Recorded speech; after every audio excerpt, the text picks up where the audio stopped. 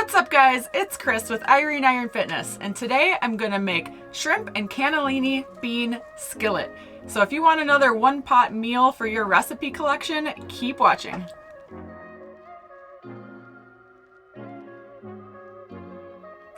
So let's run through the ingredients first. Our main ingredient is gonna be shrimp. I have frozen shrimp that was thawed overnight and strained. This is the 31 to 40 count shrimp. That just means that there's 31 to 40 pieces of shrimp in the pound bag. So the higher the number, that means the smaller the shrimp, and the smaller the number, the bigger the shrimp.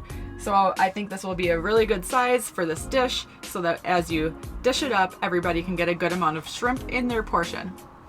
Next, I'm going to use some cherry tomatoes. I love cherry tomatoes. I keep these around for snacking, for salads, for dishes like this, and I really like to get these multicolored ones because the more color, the better.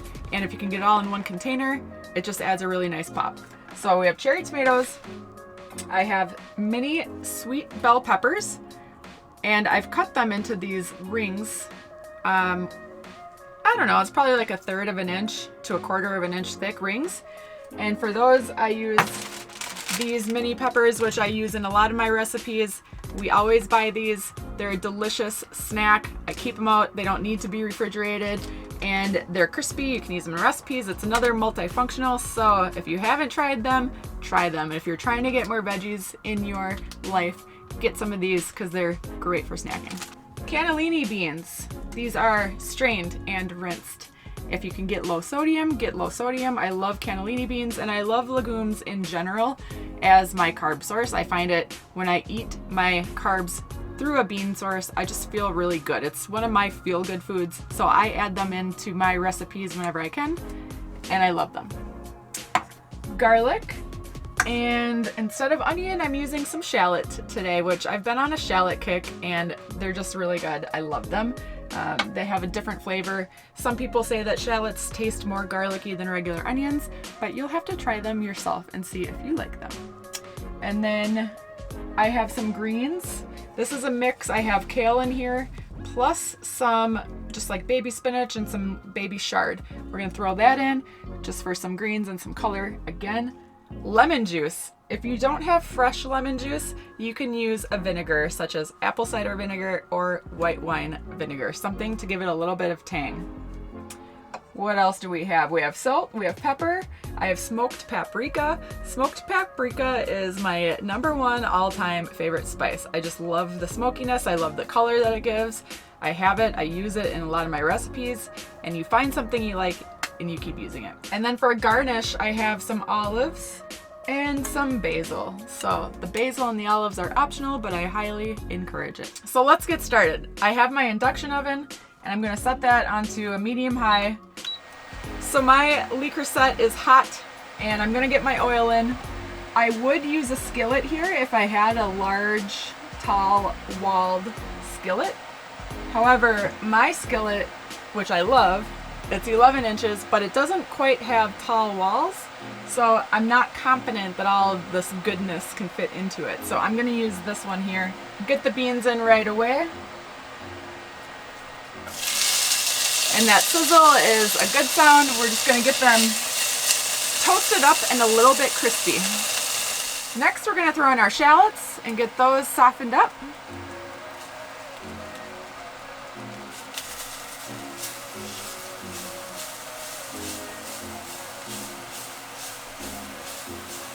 Normally I would put the shallots in first and cook those down, but today I wanted to get a little bit of some color on those beans. So I put the beans in first, and I'm doing the shallots second. So we're gonna let those go for a little bit, and then we'll add in the garlic. All right, now the garlic's going in.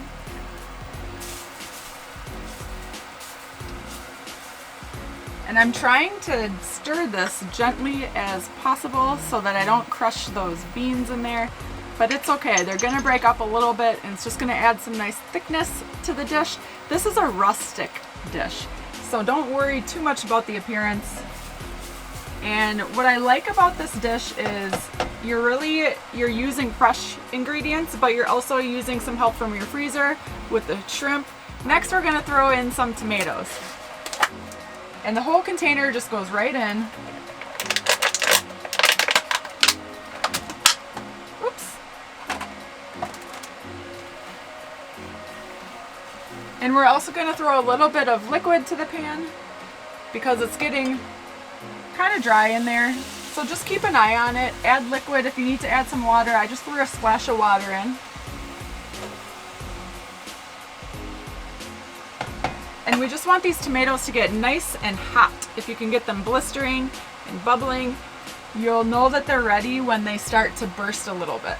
At this point, I'm also going to add some salt and pepper into the dish so that I can season as I add my layers of flavor.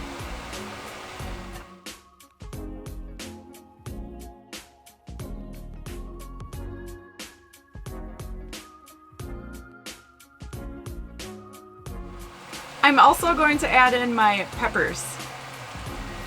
The tomatoes take a little bit longer because I want those to get a little bit more wrinkly and a little bit more scorched, while versus the peppers, I want them to retain their crispness a little bit. So if you like your peppers super soft, you can go ahead and add them with the tomatoes, but I like to keep a bite on my vegetables that helps me feel like the whole meal is a little bit fresher and crisper.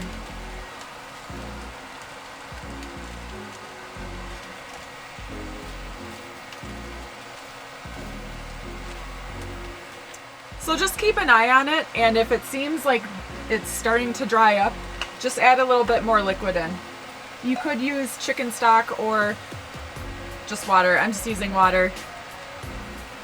And you just want to keep it a little bit loose so that it stirs up and that nothing burns on the bottom of your pan.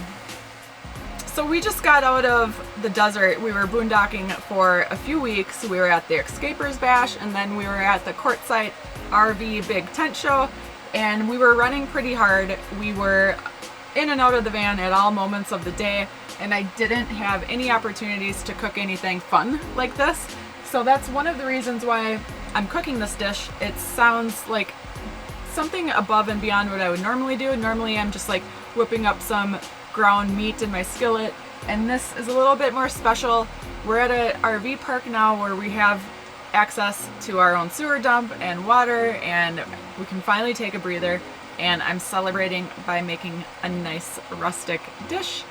And there's a little bit more into it, but it's the same ingredients that I normally use with the exception of the shrimp.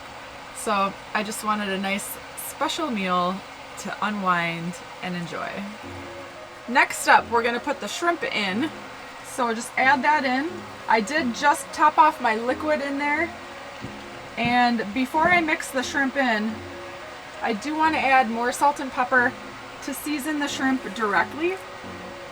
So I'm seasoning with salt and seasoning with fresh cracked pepper.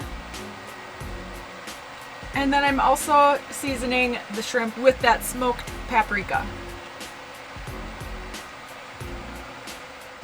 So give those shrimp a gentle stir. Shrimp doesn't take long to cook at all, just a few minutes. And as soon as that paprika hits the pan, it just smells so good. So you want to just look at your shrimp and try to get it submerged into the liquid, into the mixture, so that it has contact to cook. If you have some shrimp that are floating up at the top, just work them down a little bit.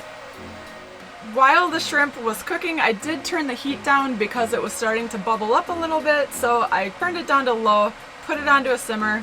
Now we're going to add in the lemon juice and the greens, and that's the final step.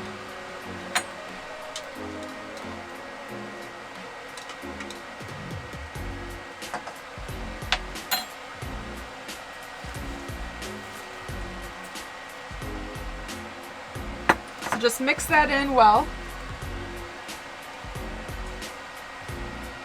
It's amazing how much greens wilt down. So what seems like a lot in a bowl, it really won't seem like a lot once it's warmed up in your pan.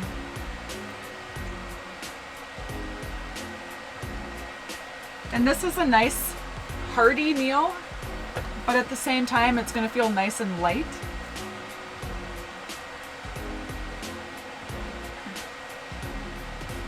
And there you have it, shrimp and cannellini bean skillet, which it's somewhat of a stew. It's a nice comforting dish. I'm gonna serve it in a bowl. I'm gonna put some olives and some basil on top. If you want the exact recipe that I used, check out my blog, ireneironfitness.com, for the full printable version. Hit that like button, hit that subscribe, and check us out next week for another RV healthy living video. Thanks so much for watching. Catch you next time.